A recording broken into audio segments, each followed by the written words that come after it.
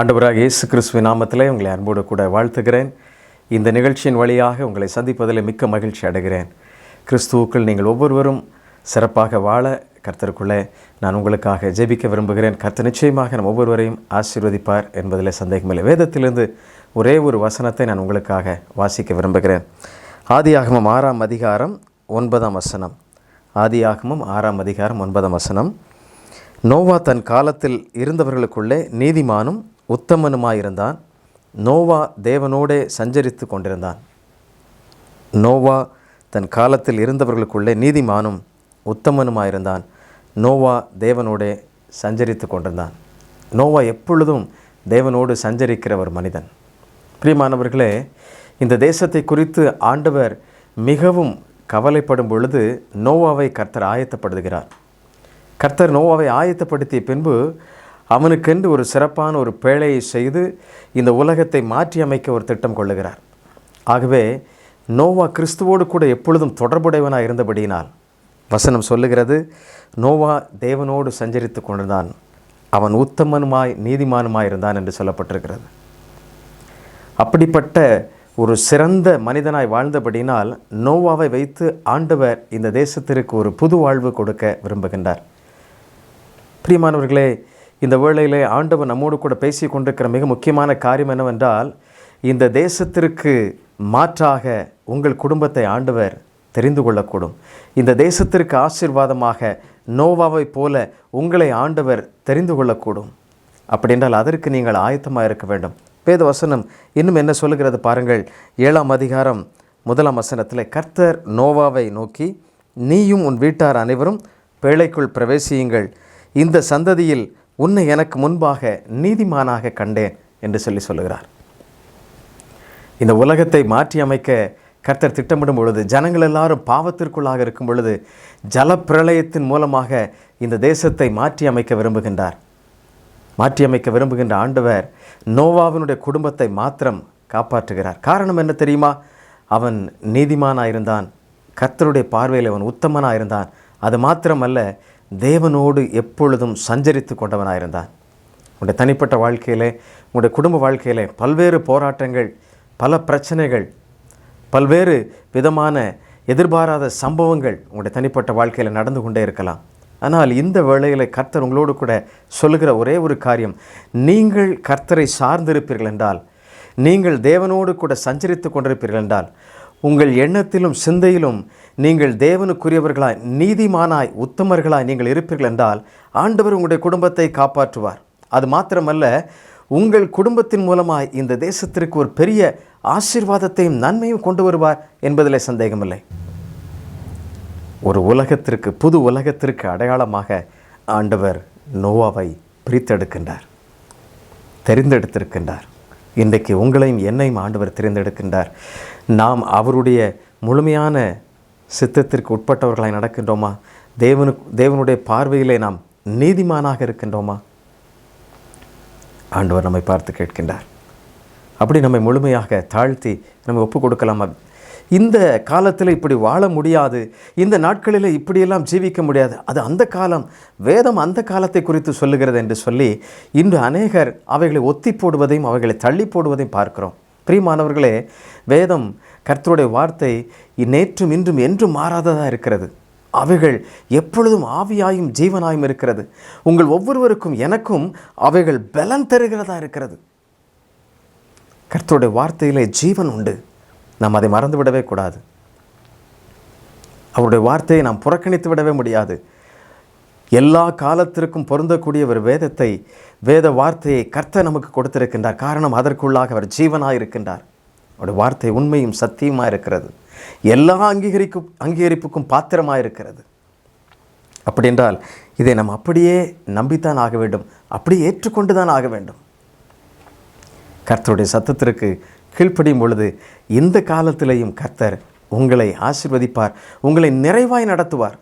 என்னுடைய வாழ்க்கையிலே மிகவும் என்னை பாதித்த ஒரு செய்தி என்னவென்றால், அப்படி வாழ்ந்து இந்த நாட்களில் நம்மை விட்டு கடந்து சென்றிருக்கிற டாக்டர் எமில் ஜெபசிங் அண்ணன் அவர்கள். இவளை நினைக்கும் பொழுது நான் ஆண்டவருக்கு நன்றி செலுத்துகிறேன், ஆண்டவரை ஸ்தோத்திருக்கிறேன். எத்தனையோ பணிகள், அழுத்தமான வேலைகள், பல சூழ்நிலைகள், பல நெருக்கங்கள் எவைகள் இருந்தாலும் கிறிஸ்துவோடு கொண்டிருக்கிற அந்த உறவிலே ஒரு நாளும் பின்வாங்குவதில்லை. அதிகாலை ஜெபத்தை ஒரு நாளும் தள்ளாட விடுவதில்லை, ஒதுக்கி போடுவதில்லை, ஒத்தி போடுவதில்லை. ஒவ்வொரு நாளும் தேவ சமூகத்தில் காத்து ஆண்டவரிடத்தில் அந்த நாளுக்குரிய நன்மைகளையும் ஆசீர்வாதங்களையும், அது மாத்திரமல்ல அந்த நாளுக்குரிய திட்டத்தையும் பெற்றுக்கொண்டு ஒவ்வொரு நாளும் பயணித்திருக்கின்றார். பிரியமானவர்களே, அப்படிப்பட்ட ஒரு உன்னதமான மனிதர் தான் எம்எல் ஜெபசிங்.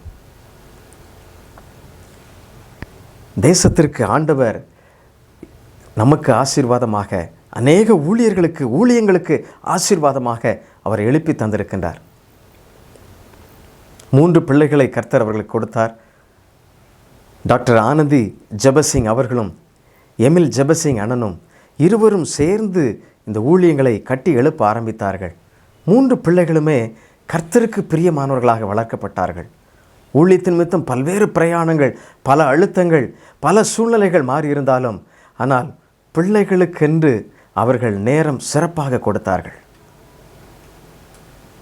அந்த நேரத்தை கர்த்தர் ஆசீர்வதித்தார். பிரியமானவர்களே, இன்றைக்கு அநேகர் அப்படிப்பட்ட நேரங்களை பிள்ளைகளுக்கு கொடுப்பதில்லை. பிள்ளைகள் வளர்ந்து பெரிதான பின்பு அநேகர் தடுமாறுகிறதை பார்க்கிறோம். பிள்ளைகள் எதை செய்வது என்று யோசிப்பது, எதை குறித்து தீர்மானிப்பது, என்னவெல்லாம் செய்வது என்று சொல்லும் பொழுது தனக்கு ஆலோசனை இல்லாத அநேக நேரங்களிலே அவர்கள் சீர்கெட்டு போகிறதை பார்க்கிறோம். தகப்பனும் தாயும் அவர்களுக்கு முன்மாதிரிகளாக இருக்க வேண்டும். அப்படி வாழ்ந்து காண்பித்தவர்கள் தான் எமில் ஜெபசிங் அண்ணனும் அக்காவும். ஏன் நான் இதை உங்களுக்கு சொல்கிறேன் என்றால், இவர்களை பற்றி கடந்த 4 ஆண்டுகளாக சிறப்பாக மிகப்பெரிய ஆராய்ச்சி செய்து ஒரு புத்தகத்தை வடிவமைக்க வேண்டும் என்று சொல்லி நானும் எனது மனைவியும் தீர்மானித்தோம். அப்படி தீர்மானித்து செயல்படும் பொழுது கர்த்தர் அந்த காரியத்திலே அநேக மனிதர்களை சந்திக்க வைத்தார். அவர்களோடு பேசும் பொழுது, அவர்களோடு கூட நான் கேட்கும் பொழுது அவர்கள் சொல்லுகின்ற ஒவ்வொரு காரியம் இதுதான். அதிகாலையிலே அவர் ஒரு நாளும் ஜெபிக்காமல் பிற மனிதர்களை பார்ப்பதில்லை என்று சொன்னார். அவருடைய பிள்ளைகளுக்கென்று அவர் ஒவ்வொரு நிமிடத்தையும் சிறப்பாக கொடுத்தார். அது மாத்திரமல்ல, மூத்த மகளுடைய படிப்பு நிமித்தமாக பல விஷயங்களை ஆராய்ந்து பார்க்கும் பொழுது அவர் அதற்கென்று மிகவும் நேரம் எடுத்து செலவிட்டு மூத்த மகள் மருத்துவ படிப்பை மேற்கொள்ள வேண்டும் என்று சொல்லி ஆசைப்படும் பொழுது அதற்காக ஜெபித்து ஆயத்தப்பட்டார்கள். இன்றைக்கு தேசத்திற்கு மருத்துவர்கள் எப்படி தேவை என்று சொல்லி பல பணித்தளங்களுக்கு அழைத்து சென்று அந்த தாகத்தையும் அந்த பாரத்தையும் கொடுத்தார்கள். அது மாத்திரமல்ல, அவளுடைய என்ட்ரன்ஸ் எக்ஸாமுக்கு கூட இருந்து பல பயிற்சிகளையும் செய்து கொடுத்தார்கள். ஒரு தகப்பன் ஒரு குடும்பத்திற்கு என்ன செய்ய வேண்டுமோ அவைகள் எல்லாவற்றையும் சிறப்பாக செய்து முடித்தார்கள். பிரியமானவர்களே, நம்முடைய பரம தகப்பன் எவ்வளவாய் நம்மை குறித்து எதிர்பார்த்து காத்திருக்கின்றார். அவர் விரும்புகிறதை நீங்களும் நானும் செய்ய வேண்டும் அல்லவா? அப்படி என்றால் இந்த வேளையிலே சற்று தீர்மானியுங்கள். நம்முடைய குடும்பங்களிலே கர்த்தருடைய ஆளுகை உண்டாக வேண்டும். நம்முடைய குடும்பங்களிலே கர்த்தருடைய மகிமை வேண்டும், கர்த்தருடைய பிரசன்னம் வேண்டும். அப்படின்றால் அதிகாலையிலே தேவ சமூகத்திலே கணவனும் மனைவியுமாக காத்திருக்கிற நேரம் உண்டா?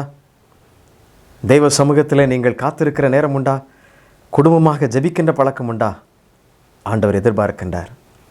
அப்படித்தான் எமில் ஜெபசிங் அண்ணனும் ஆனந்தி அக்காவும் வாழ்ந்தார்கள்.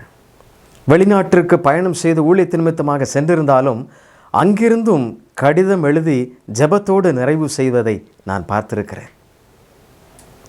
அத்தனையாய் பிள்ளைகளுக்கு தனியாக கடிதம் எழுதுவார்கள், ஊழியங்களுக்கு தனியாக கடிதம் எழுதுவார்கள், தன்னுடைய துணைக்கு மனைவிக்கு தனியாக கடிதம் எழுதி அவர்களை ஊக்கப்படுத்துவதை கண்ணார பார்த்திருக்கிறேன். பிரியமானவர்களே, ஏன் நான் இதை சொல்லுகிறேன் என்றால், நோவா தேவ திட்டத்திற்கு உட்பட்டு நீதிமானாய் தேவனோடு எப்பொழுதும் சஞ்சரித்து கொண்டிருந்தது போல இந்த நாட்களிலும் நம்மோடு கூட வாழ்ந்து கொண்டிருக்கின்ற ஒரு குடும்பம். அப்படி கிறிஸ்துவுக்கென்று இன்றைக்கும் பல காரியங்களை நிறைவேற்றுகின்ற அன்பு பிள்ளைகள் 3 பேரும் கர்த்தருடைய சத்தம் கேட்டு இன்றைக்கு பணியாற்றுகின்றார். 2வது மகள் முழு நேர ஊழியத்தில் இருக்கின்றார். 3வது அவர்களுக்கு கொடுத்த அருமை மகன் ஆண்டவருடைய ராஜ்யத்தை கட்டுவதோடு அது மாத்திரமல்ல, அகில உலகத்திற்கும் அநேக காரியங்களை செய்ய வேண்டும் என்று சொல்லி ஆசையோடு பணி செய்து கொண்டிருக்கின்றார். என்ன சொல்ல வருகின்றேன்? நாம் தேவனுடைய பார்வையிலே எப்படி இருக்கின்றோம்? நீதிமானாக இருந்ததினால் நோவா பேழைக்குள்ளே சென்று காக்கப்பட்டான். அது மாத்திரமல்ல, இந்த உலகத்திற்கு புது சந்ததியை உருவாக்குவதற்கு கர்த்தர் அவனை பயன்படுத்தினார். இந்த வேளையில் உங்களை கொண்டு ஆண்டவர் புதிய சந்ததிகளை உருவாக்க விரும்புகின்றார். இந்த தேசத்திற்கு அநேகரை நீங்கள் ஆசீர்வாதமாய் மாற்றுவீர்கள்.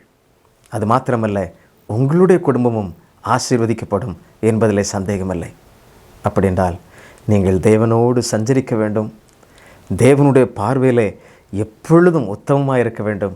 அது மாத்திரமல்ல, தேவ சித்தத்தை நீங்கள் முழுமையாய் நிறைவேற்றுகின்றவர்களாய், அவருக்குள்ளாக நீதிமானாய் நீங்கள் வாழ வேண்டும். அப்படி உங்களை முழுமையாக ஒப்புக் கொடுக்க முடியுமா? இந்த உலக ஓட்டத்திற்காக அல்ல, கொஞ்ச காலம் வாழ்கின்ற இந்த உலகத்திற்காக ஓடிக்கொண்டே இருப்பதல்ல, கிறிஸ்துவுக்காக ஓடுகிறது தான் மிக முக்கியமானது. கிறிஸ்துவுக்காக செயல்படுகிறது தான் மிக முக்கியமானது. ஆண்டவர் இந்த வேளையில் எதிர்பார்க்கிற ஒரே ஒரு காரியம் அதுதான், நீங்கள் கிறிஸ்துவுக்காக செயல்பட வேண்டும். ஆண்டவர் அப்படி உங்களை அழைக்கிறார். பிரியமானவர்களே, அண்ணனை பற்றி பல காரியங்களை சொல்லிக்கொண்டே போகலாம். ஆனாலும் உங்களோடு கூட தொடர்ந்து சந்திக்கும் பொழுது இன்னும் பல காரியங்களை நான் உங்களுக்கு சொல்லுகிறேன். வேதத்தின் அடிப்படையில் குடும்பம் கிறிஸ்துவுக்கு தேவை. அப்படி நோவா வாழ்ந்தது போல, தேவனுக்கு முன்பாக உத்தமனும் நீதிமானாக இருந்தது போல, எப்பொழுதும் சஞ்சரித்து கொண்டிருந்தது போல, நீங்கள் உங்களுடைய வாழ்வை மாற்றி அமைத்துக் கொள்ளுங்கள். அப்பொழுது உங்கள் மூலமாக உங்கள் பேழை மாத்திரமல்ல, இந்த உலகத்தில் உள்ள அத்தனை ஜனங்களுக்கும் நீங்கள் ஆசீர்வாதமாய் மாறுவீர்கள். அப்படி எமில் ஜெபசிங் அண்ணனை ஆண்டவர் அவருடைய குடும்பத்தை ஆசீர்வாதமாக மாற்றியிருக்கின்றார். எமில் ஜெபசிங் அண்ணனை கர்த்தர் ஆசீர்வாதமாக மாற்றியிருக்கிறார். உங்களையும் அப்படி மாற்ற விரும்புகிறார். அர்ப்பணித்து ஜெபிக்கலாமா? சிறப்பான இந்த வேளையில் பிரியமானவர்களே, எமில் ஜெபசிங் அண்ணனை குறித்த ஒரு சிறந்ததொரு புத்தகத்தை வருகின்ற நாட்களில் வெளியிடவிருக்கின்றோம். நீங்கள் இதை பெற்று பயனடையுங்கள். இதில் அத்தனை செய்திகளும் இருக்கின்றது. அவர்கள் எப்படி கிறிஸ்துவுக்காக வாழ்ந்தார்கள், எப்படி செயல்பட்டார்கள், எப்படி கிறிஸ்துவுக்காக வைராக்கியமாக நின்றார்கள் என்கிற ஒவ்வொரு காரியங்களும் இதில் இடைப்பட்டிருக்கிறது. நீங்கள் இதை வாங்கி பயன்பெற உங்களை அன்போடு கூட அழைக்கிறேன். கர்த்தருடைய நாமம் உங்கள் மூலமாக மகிமைப்படும். நீங்கள் புதிய தரிசனத்தை பெறுவீர்கள். தேசத்திற்கு ஆசீர்வாதமான குடும்பமாக மாறுவீர்கள் என்பதிலே சந்தேகமில்லை. கண்களை மூடி ஜெபிக்கலாமா? கர்த்தர் நம்மை கொண்டு பெரிய காரியங்களை செய்வார். எங்கள் அன்புள்ள ஆண்டவரே, இந்த அருமையான வேலைக்காக நாங்கள் நமக்கு நன்றி செலுத்துகிறோம். எங்கெங்கிருந்து நம்முடைய பிள்ளைகள் ஆண்டவரே இந்த செய்தியை பார்த்து கொண்டு கேட்டுக்கொண்டிருக்கின்றார்கள். ஒவ்வொருடைய குடும்பங்களையும் ஆண்டவரே விசேஷித்த நன்மையும் ஆசீர்வாதமும் உண்டாகட்டும் என்று நான் ஜெபிக்கிறேன் அப்பா. அது மாத்திரமல்ல ஆண்டவரே, எப்படி ஆண்டவரே நோவாவினிடத்தில் நீர் எதிர்பார்த்தது போல அந்த உத்தமும் அந்த நீதியும் ஆண்டவர் எப்பொழுதுமோடு சஞ்சரித்து கொண்டிருக்கிற அந்த உறவும் தொடர்பும் நம்முடைய பிள்ளைகள் ஒவ்வொருடைய குடும்பங்களில் உண்டாகட்டும் என்று நான் ஜெபிக்கிறேன் ஐயா. ஆண்டவர் விசேஷமாக தனிப்பட்ட வாழ்க்கையிலே ஆண்டவரே ஜெப நேரங்களிலே போராடி கொண்டிருக்கிற எத்தனையோ பிள்ளைகள் உண்டு. ஒவ்வொருவருக்கும் கர்த்தர் புதிய பலனையும் புதிய அபிஷேகத்தையும் புதிய வல்லமையும் கொடுக்கும்படியாக நான் ஜெபிக்கிறேன். நீரே அவர்களை வழி நடத்துவீராக. பல்வேறு தேவைகளுக்காக பல்வேறு காரியங்களுக்காக உடைய சமூகத்தில் நீண்ட நாட்களாக மன்றாடுகிற ஒவ்வொரு குடும்பங்களையும் கர்த்தர் நீர் ஆசீர்வதிப்பீராகப்பா.